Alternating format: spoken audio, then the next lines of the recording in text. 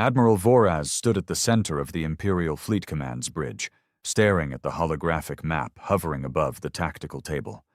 He wasn't blinking. None of them were. Around him, decorated officers and analysts whispered nervously, as if speaking too loud might make the unknown vessel notice them. "Distance?" he asked, voice tight. 62,000 clicks from central perimeter, replied the sensor officer, antennae twitching with unease, but closing fast. Sir, it's not decelerating. Voraz turned toward the technician. You mean it's approaching at interstellar speeds and it hasn't initiated braking procedures?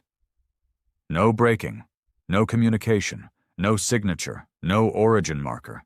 It just appeared. The Admiral's mouth dried up. That wasn't supposed to be possible. Every ship in the known galaxy had its signature encoded from launch. Empire law required it. Even pirates had enough sense to spoof signatures if they wanted to move unnoticed. But this ship wasn't spoofing anything. It was pure void, like the stars bent around its hull and refused to speak its name. Visual? He asked. The screen flashed, and for a moment, silence swept the entire command center. It was sleek. Not in the ornamental, over-designed way of Imperial warships, but in the purposeful, terrifying simplicity of something built to do only one thing. Its hull was matte black, so dark it almost hurt to look at. It glided like it didn't obey normal physics, carving through subspace as if space itself parted out of respect. Or fear. It's human, someone whispered. The word hung heavy in the air. Human. The Terrans. The ghosts of the Orion conflict. The race everyone believed was extinct. They had vanished 100 years ago. After the war. After the Battle of Jara. After the Empire scorched Earth's atmosphere and poisoned its colonies, declaring victory over a species that had dared to resist. The official record said the last Terran ship self-destructed, rather than be captured. That was a century ago. And now, this. Voraz turned to his communications officer. Any attempt at contact? On all channels, no response, but what? The officer looked pale, an oddity for a species with green skin. Sir, it is transmitting, but not in our language. It's speaking Terran Standard. They all stared. Translate it. There was a long pause before a mechanical voice filled the bridge, cold and emotionless. You erased us. You silenced our children. Now we remember. Now we return. Every being in the room felt it, that creeping feeling down the spine, that chill of knowing the universe just got bigger and darker. This wasn't a threat. It was a promise. Voraz grabbed the side of the console. Scramble defense squadrons. Activate planetary shields. Alert the High Council. Another voice interrupted, one they hadn't authorized. The transmission cut through their encrypted systems like butter. It was human again, but this time it didn't sound machine-processed. It sounded angry.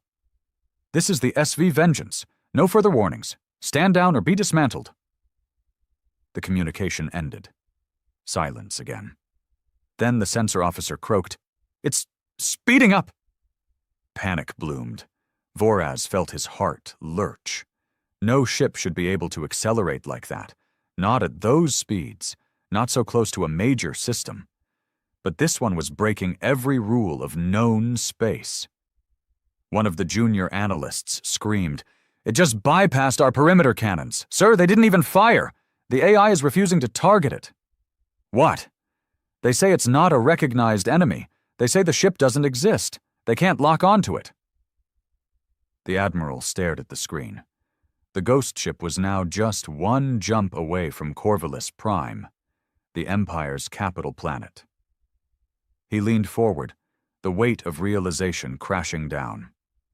They're back, he whispered. The Terrans are back. Alarms screamed across the corridors of Corvallis Prime's orbital defense ring. 1,000 sirens echoed through steel and stone, signaling the unthinkable, breach imminent. Officers scrambled to battle stations, fleet drones lit up in red, and civilians, oblivious moments ago, now stared up into the sky as planetary shields began shimmering into visibility. Inside the High Council's panic chamber, Chancellor Meru slammed her fist against the armrest of her throne seat. "One Terran ship? And you're telling me it's bypassed 5 fleets, 3 defense rings, and the entire outer perimeter in less than 2 hours?" General Talek, a leathery-skinned brute with battle medals hanging from every inch of his jacket, bowed slightly. "Chancellor, we don't understand how. Our AI fire control systems won't even recognize the ship as a target. It's like it's invisible. Technically speaking, it's not there." "And yet," she snapped, "it's very clearly there." He didn't respond. What could he say? That the Empire, with all its might, its centuries of domination, was now facing an enemy it didn't even know how to perceive? Another advisor, pale and shaking, spoke from behind a datapad. "Ma'am, there's more. We just received a transmission from our deep archive vault. It wasn't sent from the Terran ship, but it activated as soon as it arrived within system range." Meru raised an eyebrow. "Deep archive? Those aren't even connected to the grid." "I know," the advisor whispered. "But this one had a Terran backdoor. We believe it was embedded during the Jara conflict and has been dormant for the past 98 years. She stared at him. "And what does this transmission say?" He hesitated. "It's a voice recording, from a human, a captain named—" He glanced down again. "Captain Rourke."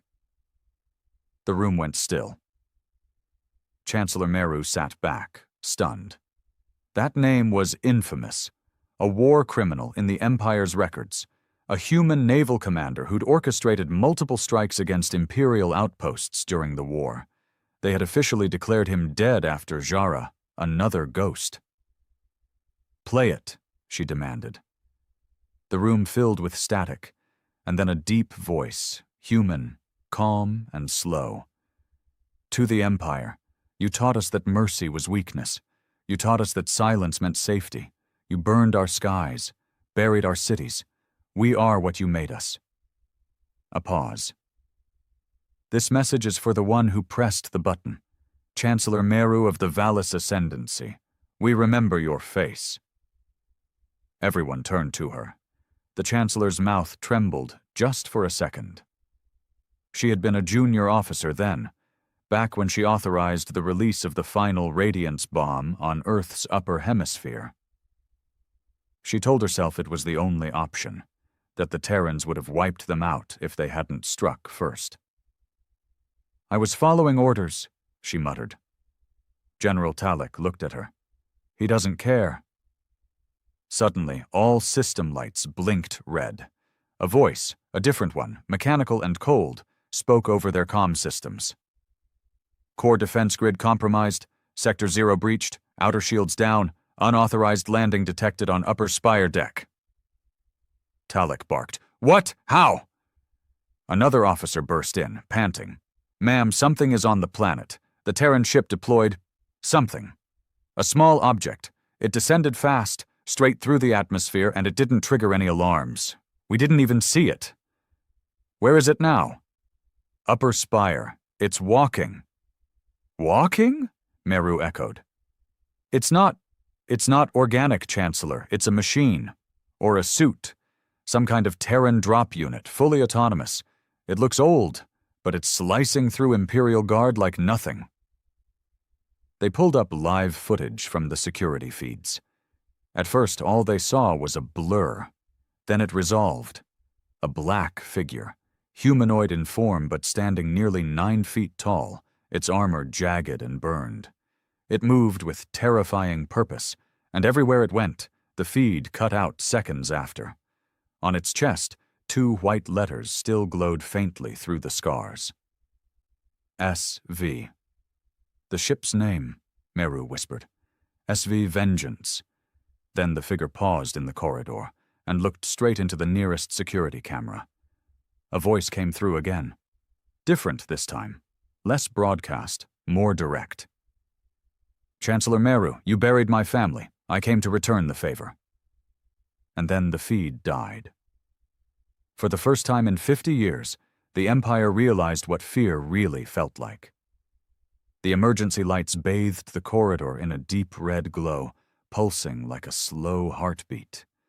Each flash revealed more carnage. Imperial soldiers, some vaporized, others crumpled in their armor, lay scattered like broken dolls. The sound of metal on metal echoed down the marble floors as the Terran machine walked forward, step by deliberate step. It wasn't fast. It didn't have to be. It was death on legs, and death didn't need to rush. Chancellor Meru had been evacuated to the inner vault, the most secure bunker on Corvallis Prime. 10 meters of reinforced neutronium walls, a defense grid with its own internal power core. No one had breached it in 600 years, but she didn't feel safe. General Talek stood by the vault's primary interface, barking orders. Lock down every service shaft. Reroute all auxiliary power to internal countermeasures. Deploy the Iron Guard, all of them.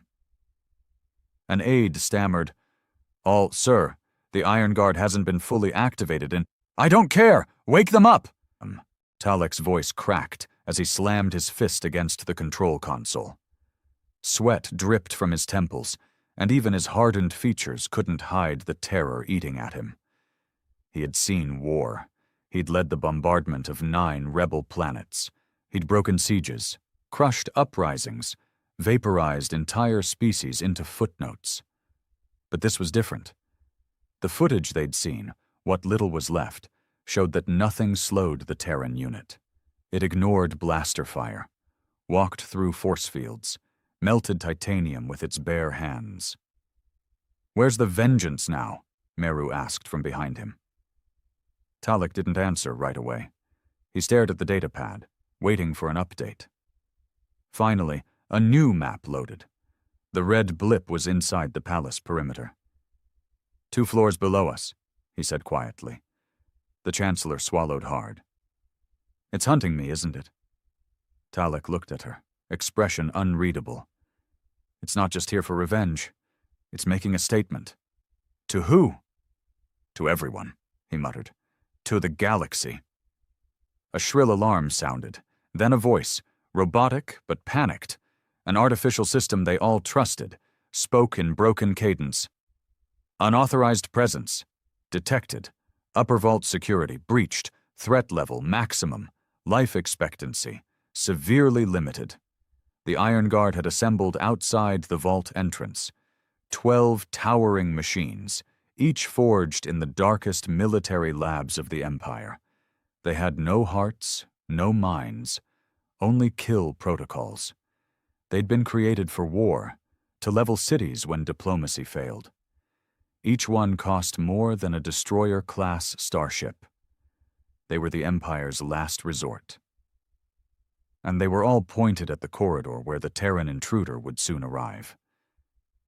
Inside the vault, the atmosphere was suffocating. The hum of power cycling into the defensive array made the floor vibrate.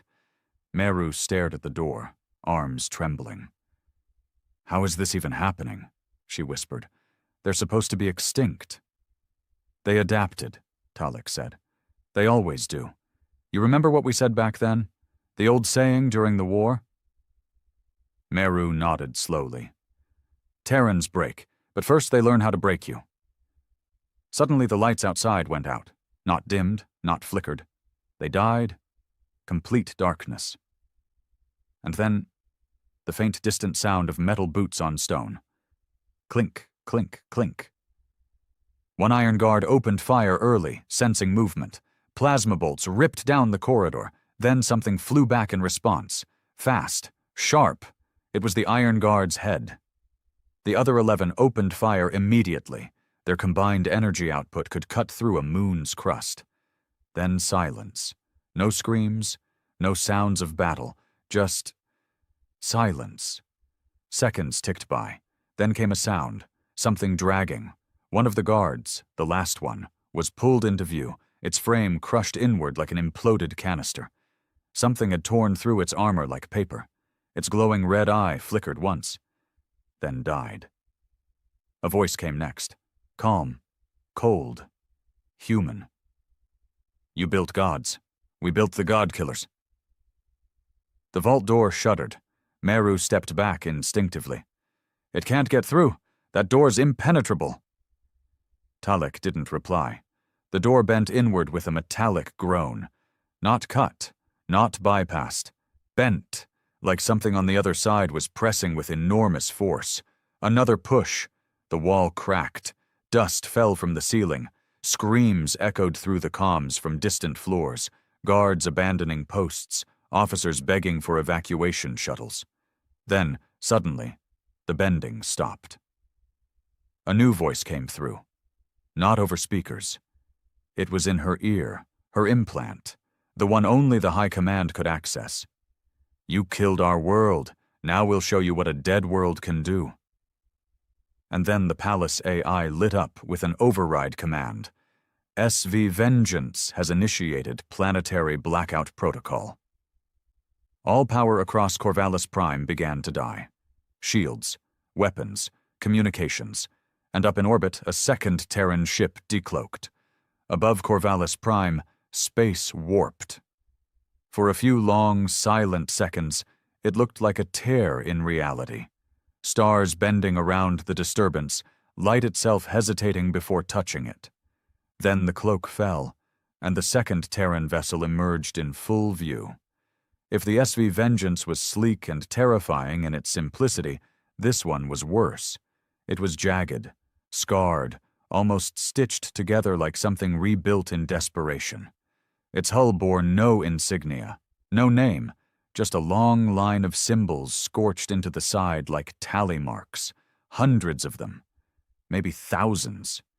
The Imperial observation officers stared in disbelief as readings poured into their consoles. No registration, no AI interface, hull composition unknown, mass displacement doesn't match physical size. How is it even flying? It's not flying, another officer muttered. It's drifting like it doesn't care about physics at all. What class is it? No one answered. The database had nothing. This ship wasn't just not recorded. It was deliberately built to be impossible. One of the officers whispered what they were all thinking. It's not a ship. It's a graveyard with engines. Back on the surface, in the darkness of the capital's vault chamber, Chancellor Meru and General Talek were frozen as the last flickers of auxiliary power struggled to stay alive. Emergency lighting failed, communication links dropped, and the once invincible vault door now looked like paper against the storm knocking outside. Then the second message came. Broadcasted system-wide, on every device, every screen, every neural implant. Your empire is built on ash. We are the embers you left behind, and now we burn. The second Terran ship opened its side panels. Not weapons, pods, thousands of them. Small, coffin-shaped vessels streaked across the sky, breaching the atmosphere like meteors. Some hit the oceans, others landed in the forests, cities, and mountains. Each carried something, someone. Terrans, not all human, not anymore. Modified, hardened, built by pain, by time, by war. Men and women who had survived the annihilation of Earth and rebuilt in places the Empire never thought to look. Deep in abandoned systems, in artificial habitats, hiding in shadows of stars the Empire considered dead. They had waited a century. Now, they were here. Inside the vault, the Chancellor clutched her head. The transmission was still ringing in her mind. They're going to tear us apart. General Talek paced, hand on his sidearm. We underestimated them. We always did. We thought the Terrans were fragile because they bled easy. We thought killing their world was the end. They were supposed to be extinct, she whispered. No, Talek said, turning to her with something dark in his eyes. They just went feral. The vault trembled again. This time not from an outside force, but from below. Shockwaves traveled up the floor, explosions. the kind that meant surface breaches. Suddenly, one of the backup screens sparked to life, flickering between static and a shaky drone feed. The Chancellor leaned in. One of the pods had landed just a few miles away. The video showed black figures spilling from the wreckage, soldiers with no identifiable armor patterns, their weapons unlike anything seen in the current era. Not plasma, not rail, something older, raw, chemical-based, and devastating. The soldiers moved in coordinated silence, sweeping through streets and vaporizing anything in uniform. Not one of them spoke, not one of them hesitated. Civilians weren't touched, only military targets were torn apart. "This isn't a strike," Talek said grimly. "It's an extermination." Then something even more terrifying happened. One of the drones picked up an image of a Terran soldier pulling a small child from the rubble of a collapsed building. An Imperial child. The soldier knelt, spoke softly, gave the child water, shielded them from falling debris. Talek stared at the feed. Why would they do that?" Meru's voice cracked. "Because we wouldn't." It was then they understood. The Terrans weren't just here to kill. They were here to remind the galaxy what the Empire had become. On the outskirts of Corvallis Prime, as resistance crumbled and the night sky rained with falling pods, the people looked up and saw the impossible. 2 ships, no origin, no records, and a symbol glowing in the dark sky, etched in holographic fire above the city. "We remember Earth." The streets of Corvallis Prime were no longer silent. They roared with the chaos of war, the kind of war the Empire hadn't seen in centuries, not since the Jara campaign, not since Earth. But this wasn't a battle between evenly matched forces. This was something else entirely. This was retribution. The Terran ground forces moved like they'd trained for this day their whole lives. Maybe they had. Their armor was mismatched, scarred, modified beyond recognition. But what they lacked in uniformity, they made up for in purpose. Every step was precise, every shot was personal, and they weren't just attacking military installations. They were targeting systems, power grids, comms relays, broadcast towers. They were cutting the Empire's eyes and ears out of its own skull. General Talek watched the carnage from the last functioning tactical feed inside the vault. "They're not here to conquer. They're here to erase us." He was right. All over the capital, Imperial soldiers fell back, only to find they had nowhere left to retreat. Air support had been grounded. Drones refused to launch. The Terran ships were jamming protocols the Empire hadn't used in over 100 years. Archaic, brutal code that bypassed sleek AI firewalls like slicing through fabric. The Empire had gotten soft, comfortable, arrogant. And now they were being undone by the very people they once dismissed as savages. In the marketplace plaza, a squad of Imperial guards took cover behind a fountain, trying to hold back a group of Terrans advancing from the east. Their leader, a young commander named Rel, shouted for reinforcements, but none came. His comm was dead.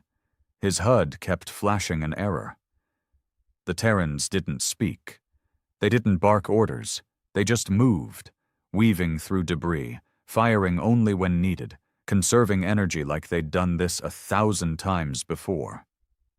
One of them, taller than the others, walked right into enemy fire like it didn't matter. And it didn't. Rel hit him dead center with a plasma burst. Nothing. The figure kept walking, raised a rifle that looked handmade, and fired once. Rel's second-in-command dropped instantly. One shot, no second chances. Panic set in. These weren't soldiers. They were something else. And then came the broadcast. Not a transmission, not a message. A memory. The Terran ships had hijacked the Empire's planetary signal arrays and were streaming historical data to every screen, every implant, every public board. Footage of Earth during the final days. Burning skies, dying oceans, children screaming under black clouds, Empire warships blotting out the sun as they fired radiation bombs across continents. And then, the final message of Earth's planetary governor before transmission was lost. To any Terran who finds this, they came in peace, they offered lies, we bent the knee, and they burned our planet anyway. If you're hearing this, make them remember. The people of Corvallis watched in horror. Some broke down, some screamed, some turned on their own commanders. The truth was a weapon, and the Terrans were wielding it with as much precision as their rifles. Back in the vault, Meru collapsed into her seat, trembling.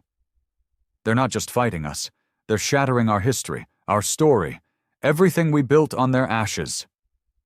She couldn't finish. Talek stood at the door, weapon drawn, eyes locked on the final line of defense. Boom. The vault's inner corridor shook, a blast louder than any before. The lights flickered one last time, then went dark completely. One of the guards whispered, "It's here." Then came the voice. "You buried the truth. We dug it up." The vault door buckled. Again. And again. Then it peeled backward, peeled like paper in a child's hands. Smoke and sparks filled the room, and through it, the Terran walked in.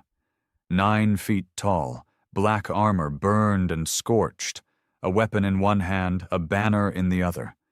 He planted the banner at the vault entrance, a simple flag, torn but unmistakable. The old Earth insignia, blue and white, forgotten, erased, now burning into the floor of the Empire's heart. Talek raised his weapon. The Terran didn't flinch. "I was there," Talek growled. "I stood on the bridge when we ordered your skies burned. We did what we had to do." The Terran stepped forward. "So will I." A single shot rang out. Talek dropped. Meru screamed, backing away, tears streaking down her face. "Please. I didn't know what they'd do to your world. I was young." The Terran turned to her, weapon lowered. "You don't get to die yet. You get to watch." Outside, the sky above Corvallis turned red, and the old voice echoed again across every system. "Earth was forgotten, but we never forgot you." The red sky stretched over Corvallis Prime like a bleeding wound. From orbit, the 2 Terran vessels, SV Vengeance and the unnamed Juggernaut, hovered in synchronized silence. They weren't broadcasting anymore. They didn't need to. The message had already sunk in. Across every major city on the planet, the transmissions continued looping. Earth's final moments, children dying in radiation storms, cities crumbling beneath orbital fire, and the calm voice of the Terran governor whispering a promise to the future. But now, something more terrifying than violence had begun. Dissent. In every corner of the Empire, citizens were turning on their leaders. The feeds had reached the outer colonies, the mid-world rings, even the distant moons of Izari Prime, where anti-Empire whispers had lived quietly for decades. Now those whispers had turned into roars. Massive protests erupted in Imperial-aligned systems, and across the interstellar net, a hashtag surged back to life, a phrase last seen during the Jara War. Earth was real. The Empire had buried Earth's story, rewritten it, told the galaxy they had to eliminate a dangerous species for peace, told them the Terrans destroyed themselves. Now the truth was seared into every screen, playing on loop, impossible to unsee. And across the stars, something fractured. Whole battalions defected. Entire fleets turned off their transponders and went dark, unwilling to be the next to face those black Terran ships. Some rebel cells even tried to contact the Terrans directly, begging to join them, to apologize, to fight the Empire from within. But the Terrans didn't respond. They weren't here to form alliances. They were here to burn rot.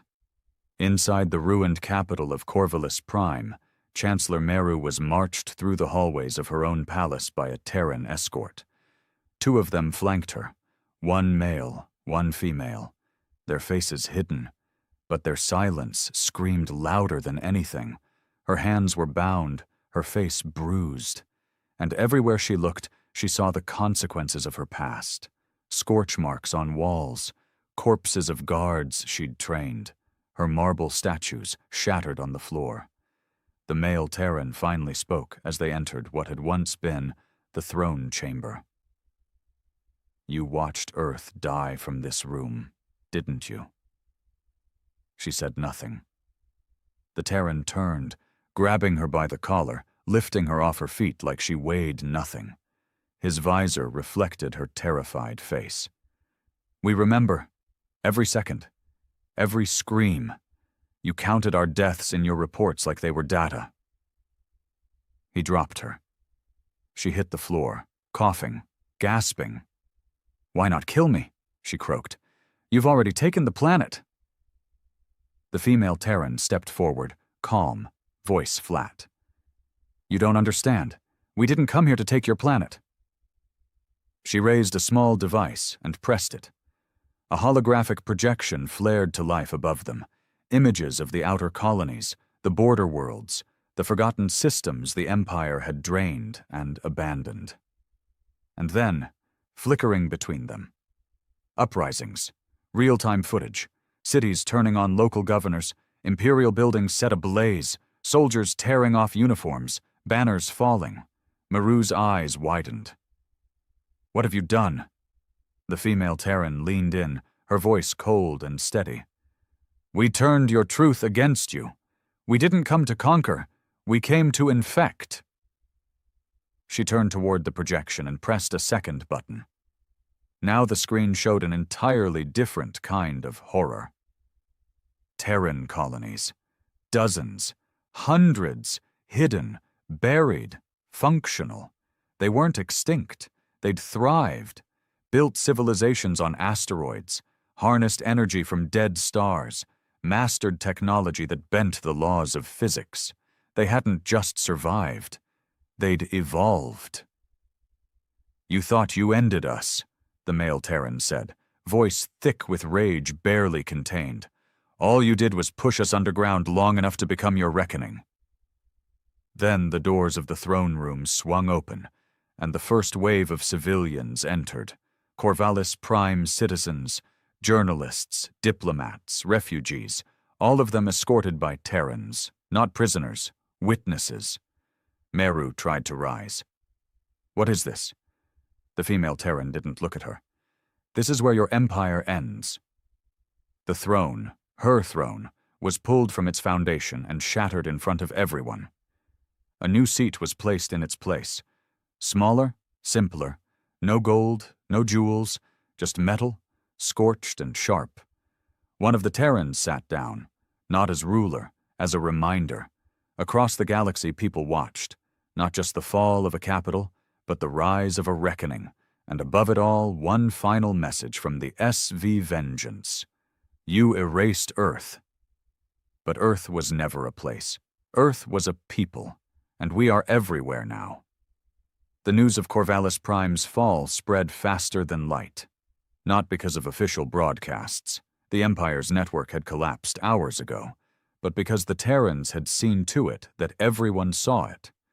They hijacked pirate relays, repurposed old rebel beacons, and used deep-frequency pulses to send compressed signals across wormhole-linked systems. By dawn, if it could be called that on any of the dim-lit colony worlds, every outer rim station, fringe planet, and deep space trading port had seen it. The throne of the Empire shattering. The Chancellor of the Ascendancy on her knees, a Terran voice declaring, "We are everywhere now." It didn't matter what species you were. The message hit the same. The untouchable had been touched. The invincible had bled. But not everyone bowed. On Vakaris 4, a fortress world and one of the last loyalist strongholds in the mid-sector, Grand Moff Kale stood watching the footage from inside his war bunker. Tall, pale, half his body replaced with cybernetics from a long-forgotten campaign, Kyle didn't flinch. He didn't rage. He smiled. "Finally," he muttered, "a worthy enemy returns." Behind him, his generals shifted uneasily. "Sir, we just lost 3 border fleets to defection," one of them said. "Even our own AI clusters are hesitating to engage the Terran frequencies. Some are flagging them as cultural trauma triggers." Kyle turned. "Then purge the AI clusters. But purge them." The general swallowed and obeyed. Kyle turned back to the screen, narrowing his eyes at the image of the SV Vengeance, still hovering above Corvallis Prime. "They think this ends with a speech and a shattered chair. Number, this is the beginning." He tapped his wrist. A console opened, revealing a vault sequence long sealed, a protocol not even the High Council had dared use. Protocol Lazarus 9, an ancient contingency, designed not to win, but to erase. "They want to show us what they've become?" Kyle said to himself. "Let's remind them what we buried deeper than Earth." Meanwhile, back on Corvallis Prime, the Terrans were already planning their next move. The throne room had become a command hub, no longer a symbol of rule, but of reclamation. In its center, the surviving leaders of the Terran resurgence gathered, officers, tacticians, survivors of Black Ops projects long considered dead. They spoke quietly, with precision, and without ego. "We've received signals from 8 more colonies asking for support," one of them reported. "Some are already tearing down their garrisons without a fight." Another added, "Vacaris 4 hasn't moved yet, but Kale's alive, and if anyone's capable of rallying what's left of the Loyalists, he'll try to make a final stand," the lead Terran strategist said. "No doubt. And he'll use the darkest parts of the Empire to do it." The room grew quiet. One figure leaned against the wall, arms crossed. Smaller than the others, cloaked in a dusty gray coat with an old Terran patch on the sleeve. She spoke quietly. "We should have killed Kale a century ago." The lead strategist turned. "You knew him?" "I served with him, before Earth burned, before he sold us out." They all looked at her now. She pulled the hood down. Scars traced her jaw. Her left eye glowed faint blue, a cybernetic replacement. "He was part of Project Winterborn, same as me. Only he got greedy, switched sides, helped them finish us off." She pointed to the glowing holomap now showing Vacaris 4. "I'll lead the strike." Another Terran hesitated. "It's suicide." She didn't blink. "It's closure." The strategist nodded. Above them, the SV Vengeance began powering its core drive. Not for war, for travel. Destination, Vacaris 4. But as they prepared to leave, something strange happened. The second Terran ship, the one with no name, the one that hadn't spoken, shifted position. Its hull glowed red for the first time.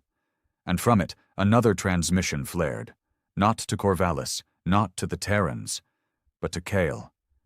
Somehow they knew. Deep within the icy chambers of Vacaris IV, Kale received the message. He opened it in isolation. No encryption, no trickery, just a simple voice, familiar, human, cold. "We remember you, Kale. We remember the children you locked in cryotubes. We remember the weapons you tested on your own species. You survived Earth's fall. But Earth survived you." The message ended. Kyle stood still for a moment. Then he laughed, a hollow robotic sound. "They think they can judge me?" he said aloud. He opened the vault. Inside, rows of glass chambers hissed to life, each one containing something worse than death. Soldiers groan in silence. Bioweapons, artificial minds created in the final hours of Earth to fight the very thing the Empire feared most. Human rage. Kyle whispered, Let's see how well they remember hell. Space over Vakaris 4 was unnaturally still. No trade ships, no patrols, no civilian traffic, just the oppressive silence of something ancient about to wake.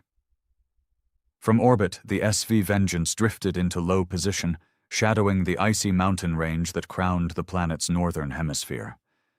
Its weapons were silent, its engines cold, but the presence of it, the weight, could be felt across every comm line, every neural implant tuned to its signal. Inside the ship, Terran operatives made final checks. Most said nothing. What could they say? This wasn't just a mission, it was the last page of a 100-year-old nightmare. A chapter sealed in ash, finally about to be closed. In the strike room, she stood alone. The woman in gray. The one who had once served beside Kyle, who had watched Earth burn and lived long enough to watch the Empire crawl from the ashes wearing a crown built on bones. Her name had been erased long ago, but her designation remained. Wraith 9. She loaded her weapon, an old kinetic rifle, polished but worn from years in exile. It had no smart systems, no auto-aim, no AI, just her hands, and the promise she made when the sky turned red over her home planet. I'll be the last thing he sees. The doors opened. The Terran command strategist nodded. The drop point is ready. She stepped in without a word. Moments later, her pod burst from the belly of Vengeance like a silent comet. On Vakaris 4, Kale stood in the heart of his fortress, deep beneath the ice. He was no longer just cybernetic. He had gone beyond, grafted with void tech, surrounded by machines that pulsed with the stolen genetic code of dead Terran soldiers. Around him stood the Lazarus Guard, failures of old Terran resurrection projects the Empire had stolen and twisted, hulking, half-living, screaming without mouths. He smiled. "They'll send her," he muttered. "She always finishes what the others start." His throne, if it could be called that, was wired into the planet's crust. He controlled the defense grid, the climate weapon array, even the experimental AI buried beneath the frozen soil. He had prepared for every kind of war, except the one that walked in on 2 feet and carried nothing but silence and a rifle. The drop pod landed hard, cracking ice and sending vapor into the air. Wraith 9 emerged with her weapon drawn, sensors scanning. The cold didn't touch her. The wind didn't distract her. She moved fast through the outer perimeter, leaving the first outpost in flames behind her. Kyle's voice followed her in every corridor. He didn't scream. He whispered, like a lover from another life. "You remember what I taught you? Efficiency. Silence. Mercy is wasteful." She kept walking. "You survived Earth, Wraith, but you lost everything because of your hesitation." Another squad of Lazarus beasts came barreling toward her down a narrow shaft. She dropped to one knee and fired twice. Heads exploded, bodies slammed into walls. She didn't flinch. "Still no hesitation," Kyle whispered. "Good." The inner sanctum was dim. Kyle stood at the center, arms spread like a priest waiting for absolution. Tubes pulsed with stolen Terran DNA, old memories held in synthetic cells. A monument to his obsession. Wraith 9 stepped inside, slowly, rifle lowered but ready. He turned. "I tried to save us," Kyle said, "but they chose pride. They chose Earth. I chose evolution. You chose power," she said softly. "And then you chose to burn the rest." He smirked. "Do you really think you can kill me? Look around you. I've uploaded myself into the architecture of this moon. I am this world." "Then I'll kill the world." She raised the rifle. He lunged, faster than he should have been, modified legs launching him forward, a blade extending from his wrist. But she wasn't aiming for him. She shot the tube behind him. A burst of chemical plasma erupted, washing him in fire and light. He screamed, half machine, half man, and all of it burning. She charged through the smoke, jammed the rifle to his chest, and whispered, "For Earth," then pulled the trigger. Outside, the ground cracked. The fortress began to collapse into the frozen abyss, and above, the SV Vengeance picked up a signal. One word. "Done." They didn't wait. Orbital engines fired. The unnamed Terran dreadnought descended in silence, and then with no sound but raw energy, it fired its core. Vakari's 4's surface imploded. No explosion, just sudden, pure silence, as if the entire planet had been deleted from existence. Weeks later, in a neutral zone near the galactic fringe, a message played across every channel. "The Empire has fallen. Its tools of oppression are buried. Earth's children are not conquerors. We are witnesses, and we have not forgotten. Let this be the last time anyone burns a world to feel powerful."